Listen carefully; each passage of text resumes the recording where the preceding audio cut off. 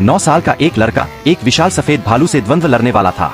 निष्पक्षता बनाए रखने के लिए सफेद भालू ने अपना हेलमेट उतार दिया और पहले लड़के को हमला करने का मौका दिया।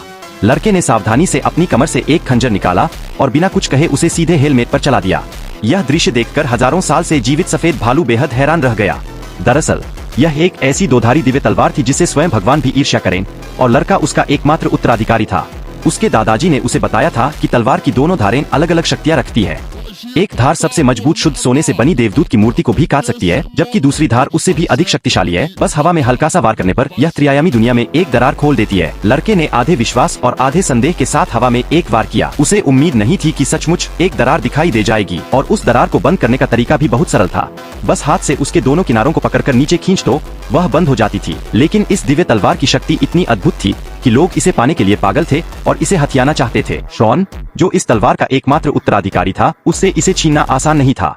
बड़ी मुश्किल से उसने तलवार को लात मारकर दूर फेंक दिया, लेकिन जैसे ही वह उसे उठाने के लिए दौड़ा, विरोधी ने उसे खिड़की से बाहर धक्का दे दिया। वह इमारत से नीचे गिरने ही वाला था कि संकट की घड़ी में उसके दादाजी समय पर पहुंच गए और सीधे उस आदमी को खींचकर दूर कर दिया। इस तरह शॉन की जान बच गई। जब दोनों फिर से तलवार के लिए भिड़े तो आदमी की गति स्पष्ट रूप से अधिक तेज थी। उसने तुरंत तलवार उठा ली और शॉन की उंगलियों पर वार कर दिया। शॉन की उंगलियां उसी समय कट गईं। यह देखकर दादाजी ने उसे तुरंत पलटवार करने को कहा। शॉन ने केवल एक मुक्का मारा जो सीधे आदमी पर लगा, और उसने अपनी दिव्य तलवार वापस हासिल कर ली। इसके बाद दादाजी ने अपने दस्ताने उतारे और अपना हाथ दिखाया, जिसकी 2 उंगलियां भी कटी हुई थीं। उन्होंने शॉन से कहा कि यही उस दिव्य तलवार का मालिक होने की